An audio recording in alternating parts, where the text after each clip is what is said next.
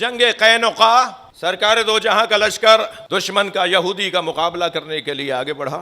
जब वो यहूदी जो आज भी मुसलमानों से लड़ा, यानी सहयूनी यहूदी, हर यहूदी हमें बुरा नहीं लगता, हर यहूदी बुरा नहीं है, सहयूनी यहूदी की बात हो रही है, जो मुसलमानों के बारे में मनफी ख्यालात रखते हैं, उनके वजूद के मुनकिर हैं, उन सहयूनी यहूदियों की बात हो रही है। जब इस जंग के अंदर मुसलमान जंग जीतने लगे और तकरीबन किले के अंदर लश्कर का दाखिला हो रहा था, तो इन लोगों ने शहद की मक्खी के छत्ते फेंकना शुरू कर दिए। शायद किसी बच्चे के लिए नई बात हो, शहद की मक्खी के छत्ते। अब देखें क्या टेक्निक थी, शहद की मक्खी के छत्ते मुसलमान लश्कर पे फेंकना शुरू किया। अब शहद की मक्खी से कौन लड़े, और मालूम है उन्होंने तो, अब मैं पुरानी ज़बान में तो नहीं बोल सकता कि उन्होंने जो हाल किया होगा जी, वो मालूम है कि मैदान छोड़ के आना पड़ा, इसलिए कि मक्खियाँ लिपटने लगीं और जे वो दागने लगीं, अपने डंग दागने लगीं। लश्कर वापस आ गया, जंग जीती हुई है। वहाँ उनका जो सिपाही, उनके सिपाही हैं, वो बहुत से मारे जा चुके हैं, फरार कर चुके हैं, और यहाँ जंग जीत चुके हैं, और उधर दुश्मन ने शहद की मक्खी के छत्ते फेंक दिए। इस मंजर को देखकर बेसाख्ता मौला नबी की आवाज आई, या अली। मौला नबी करीब आए, या रसूलल्लाह लब्बैक, मैं हाजिर हूँ। हजरत ने फरमाया, जाओ जाके खिलाफत करो। जी, उधर मुसलमान लश्कर का हाल क्या हुआ होगा वो तारीख बता रही है। ये तो शायद इनमें एक बड़ी तादाद तो अब इस कैफियत में भी नहीं थे कि दोबारा तलवार लेकर जाएं। अकेले अली लश्कर की तरह आगे बढ़े, और जैसे जैसे अली मौला आगे बढ़ते रहे, वही जो लाखों की तादाद में मक्खियां थीं, वो मौला अली के गिर्द तवाफ करने लगी, और तवाफ कर करके अली मौला की ज़ियारत कर करके सहरा की तरफ जाने लगे। अली मौला ने वो किला फतह किया। दूर से मौला नबी ने आवाज देकर कहा, अलीयुन यासुबुद्दीन व अमीरुहा, अली मेरे दीन का सरदार भी है और सबका अमीर भी है।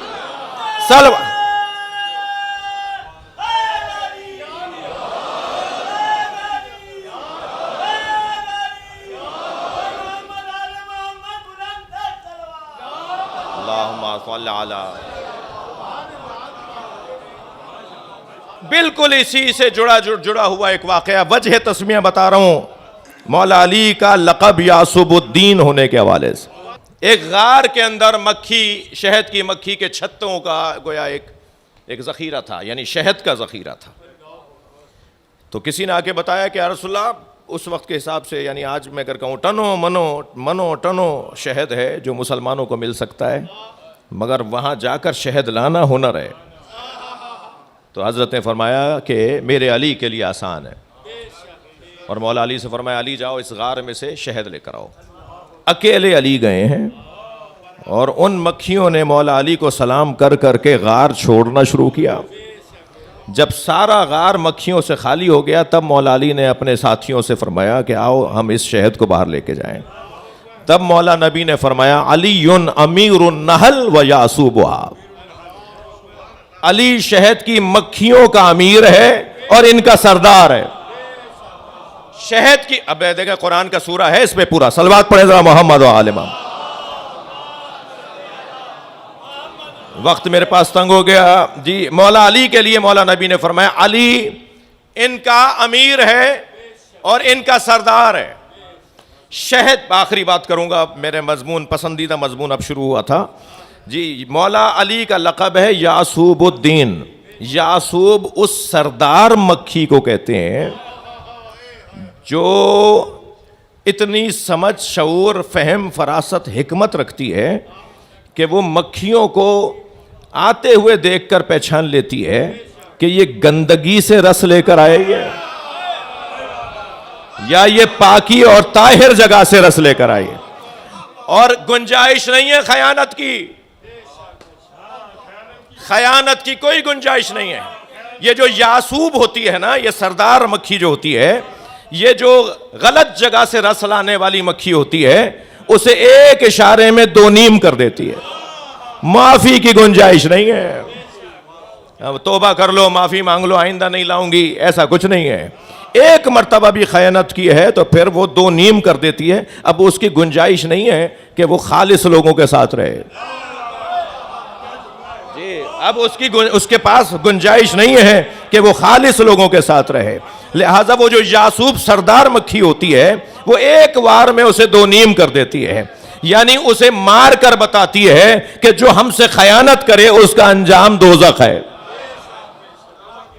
उसका अंजाम मौत है, उसका अंजाम, उसका खात्मा बिशर है, उसका खात्मा बिल खैर नहीं है।